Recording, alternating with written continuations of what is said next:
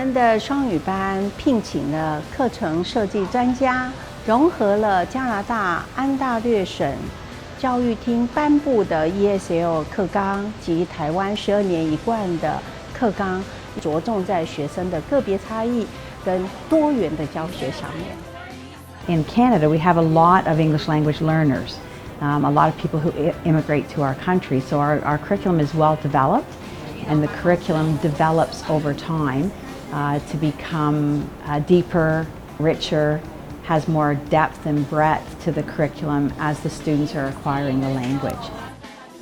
So in the Canadian ESL program, we focus on 6 learning skills. So they'll learn things about how to self-regulate better, how to take more initiative, and how to reflect on the skills that they need to get better at. So every week, teachers are working together to find out what more they can do to help students become better learners. So we don't use textbooks because each student is going to be at a different ability level, but they still need to reach the same curriculum expectations.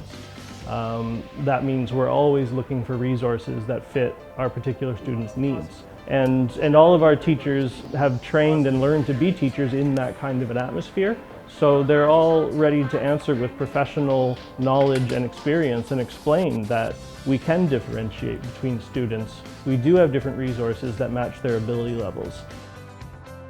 And that language learning is a long process. It can take many years. And the most important aspect in learning a language is to start using the language and to start speaking and interacting with your friends, interacting with the teacher. And our classroom is a perfect environment for students to use the language in real, authentic situations, which will then help them in the real world. Learning a language is not just about acquiring vocabulary. Learning a language is about the holistic development of a child. It's really important to us to teach them how to use it in realistic scenarios, but also to make them aware of global issues, that they become holistic thinkers and people who have interests beyond just the subject matter and beyond just simply learning new vocabulary. Two-way communication with parents is very important in our ESL program. One of the ways that we do this is that we send home a weekly newsletter every week so that parents know what we're doing in class and what they should be expecting for homework for their children. One of the other ways that we communicate with parents is through parent-teacher interviews, which happen occasionally throughout the year so that we get to meet face-to-face, because I think that seeing parents in person and seeing the teacher in person is very important to build a relationship between the home and the school. 我觉得他来这边上课之后，最大的转变应该就是说，他学会就是不怕犯错的这个能力。他们每天回家功课都有写作，就是他可以很尽情、很放手，然后很开心的写，然后他不会担心说他写错或是写得不好，然后所以拘泥在那个上面。那另外一个部分就是我觉得在阅读方面，因为他很喜欢阅读，那他就利用他在课堂上学到的方式，就是老师教他们怎么样替自己选一本就是适合自己阅读能力的、阅读程度的那个书。那他运用这个方法在阅读上，他有很大的收获。我也曾经一开始有一点质疑说，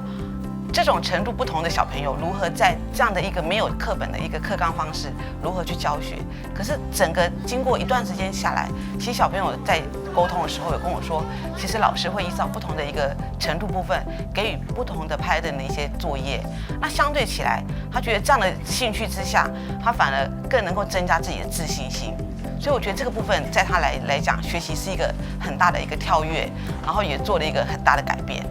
在以前他学习就是外语的状况不是很好的时候，那其实我们也试着努力跟他沟通，可是毕竟大人跟小孩的思维是不同的，也许当下他也没有办法去表达出他为什么会排斥。那来进修上课一段时间之后，看到他最大的改变就是他回家不断的跟我说英文。他现在在说英文的那一个过程，他现在会比较完整到他的起头到他的结尾，其实你可以听得出来，那是一个很完整的句子。那我觉得不管怎么样，我觉得看到小孩子回来会愿意开口说，而且是很开心、很有自信的讲，我觉得这个是一个非常好的开始。但其实对于这个课程，我最看重的部分是，我觉得他其实是在教孩子，就是培养一种好的工作习惯，还有这种学习技能，我觉得是很重要。例如说孩子的责任感啊，然后他的独立的能力，或是他组织能力，然后还有团队合作的这个部分。所以像孩子的成绩单里面，就是不会只有考试那个分数，它还包括我刚才说的这些成分在里面。所以我觉得这个不只是在孩子的学习过程，还有我觉得他以后将来在职场上，我觉得这是很重要需要具备的能力。在 ESL 双语的这个环境下面呢，同学他可以慢慢的按照自己的步伐，那老师给他一些个别的指导，针对他比较弱的部分去加强，他是可以看见自己是可以成长的，那是有可能性的。我们希望呢，双语班透过了这样专业有效能的一个英语系统，能够让孩子扩大他们的视野跟思维，他能够乐于学习，有自信，能够呢跟他人合作，最主要要有思考的能力，让问题解决的能力，让他们成为全球移动力的精英人才。